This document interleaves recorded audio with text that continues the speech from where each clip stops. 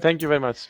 Do follow the rest of our event because, as I said, good people of our audience, an event of this nature is absolutely not complete without hearing directly from the gentleman who invented integrity pacts. So let's see who that is.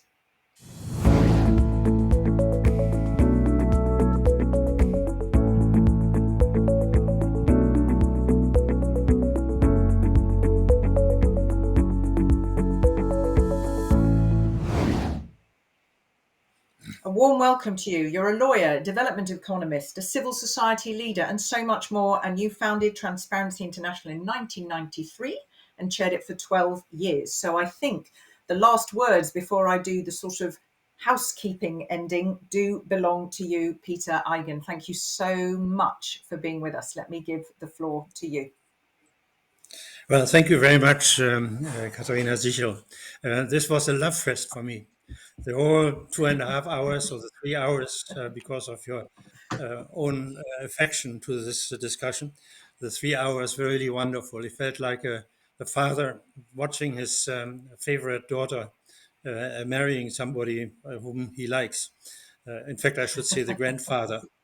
And in particular, what has been said by the many friends and experts whom you brought together, including, of course, the very important words of Ms. Ferreira in the beginning, the commissioner, was very exciting for me in the sense that most of the speakers recognize that it was not only a tool against corruption. And you yourself, Katarina, made this very clear at the very end, to develop the political will for integrity and for openness and for democracy is a very, very important aspect of the Integrity Pact. In fact, in the beginning, it was probably more important than the question of the efficiency of procurement. When I came from the World Bank, I had been the lawyer in the legal department in charge of procurement. I helped to draft the procurement guidelines, which are still in place in the World Bank about 50 years ago. But the efficiency and capacities which are being created through the Integrity Pact are one thing. But the other thing is the building the willingness, the political will of the important decision makers to join. And there, I have to say, the Integrity Pact helped us to create Transparency International. If we wouldn't have had the Integrity Pact, Transparency International never would have come to reality. This started already in the very beginning when I remember I worked with Robert McNamara, the former president of the World Bank, through the Brandenburg Gate, and he was very touched that he was walking through Berlin, which he thought he had protected as the Secretary of Defense. And he said, I'm going to join you if you are able to implement the idea which you have to create collective action between the private sector, the government, and civil society organizations. And he said, if you manage to introduce what we at the time called islands of integrity, if you manage to introduce this in the first couple of countries, I'm going to give you $10,000 for doing this work.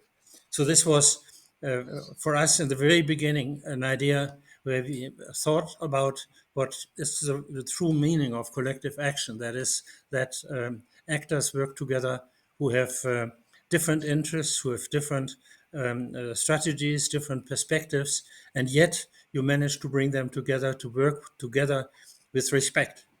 And the best example for that is when we met in Berlin at the Aspen Institute. We had invited the government, we had invited very important companies, German-speaking companies like Siemens and so on. And we had invited, we were ourselves, of course, civil society. And it is this triangle which we tried out in 1996 at the Aspen Institute. And it ended up in quite a disaster because Richard von Weizsäcker, who had been the president of Germany, he chaired that meeting, and he got very angry at some of the business people who insisted that corruption is something which is God-given.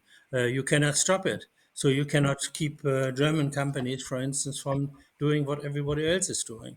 And we had a second meeting and a third meeting. And in the third meeting, we came up exactly with the Integrity Pact.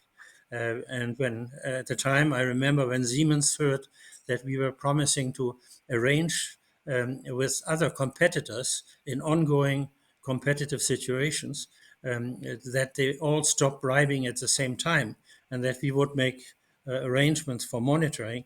They said suddenly, yes, you are right.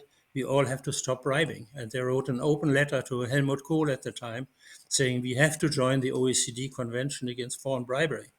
And a year later, Germany joined. They wouldn't have joined without that letter, without the idea of the Integrity Pact. And so I was very proud to see this develop as a very interesting tool, not only for strengthening the capacities of contracting agencies and of companies to live up to their own goals of social responsibility, but also as a way to break the resistance of the powerful people against integrity. And in fact, this multi stakeholder approach has become my mantra, more or less. And I'm now using it after I left Transparency International. I used it to help set up the Extractive Industry Transparency Initiative, which is a typical case of multi-stakeholder where government, civil society, and private sector get together in order to create a corruption-free international market for oil and gas and so on. And I'm continuing to do this in other sectors. So this multi-stakeholder approach is incredibly important. And I was so impressed by the way Irena, for instance, and Karina, and when they brought their practical examples, and they focused very much on creating the political will, because that's what the Integrity Pact can deliver. And I would really like to congratulate you, congratulate Transparency International, and of course congratulate the European Union for having helped to put this together. And today's event was for me, I can call it a love fest, and I hope we all take from that the recommendation that we should have more of that, and we will talk about that tomorrow for the rest of the meeting. So thank you very much for this wonderful event. Thank you. And when I hear there where this word you said, there was that thought that corruption is God given, and you said there near the end, break the resistance of powerful people against integrity. Good Lord, don't we need that more than ever at the moment? You absolutely still absolutely hit the nail on the head. And you talked about creating collective action there, and I'm going to say a quote you yourself said, which is people should be conscious that they can change a corrupt system.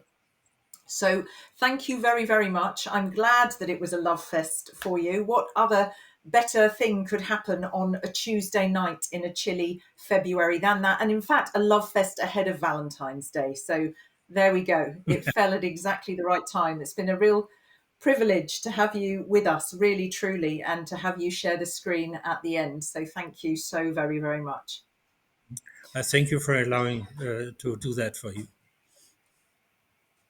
And so we are literally at the twilight moments now of this event. And thanks again to Peter. And of course, huge thanks to all our speakers for taking the time to be with us today and to share their experience and their considerable expertise.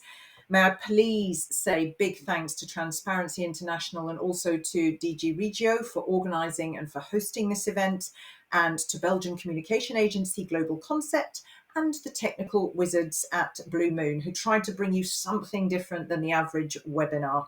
A big thanks to our interpreters, without whom, well, one cannot enjoy the content. And of course, huge thanks to you, our audience, who hopefully, the last count was 176 of you. So really appreciate the fact that you didn't just register, you actually turned up, not least because we're so aware that so many of you are suffering from virtual event fatigue. I learned a huge amount as the moderator, and I do want to just go back to those words. These are actually the words of Transparency International, that there will be an increased and extraordinary influx of financial resources to be invested by the EU through the MFF and Next Gen EU, and they need to be spent pretty swiftly. So oversight, transparency, and a focus on public contracting procedures is absolutely vital. Don't forget, this event was the first in a series of virtual events, Good Governance for EU Regional Policy, launched by the Commission for Member States in cooperation with several international partners. We did hear about that from the Commissioner at the outset, and each event explores a different aspect of governance in cohesion policy. So registration for the next three is available on DG Regio's website. That's very importantly, but nearer than that, more immediately, tomorrow, you can, of course, meet the people behind the projects. You can learn more about the practicalities of deploying civic monitoring tools in your region during the launch of the Integrity Pact Knowledge Hub and Guidebook, and much more.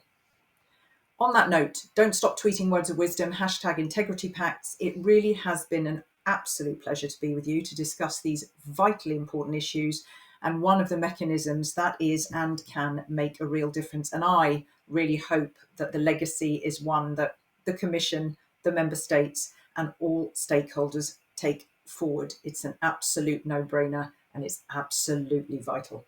Stay safe, go well, enjoy your evening. Until the next time, thank you so very much from me, your moderator, Katrina Sichel.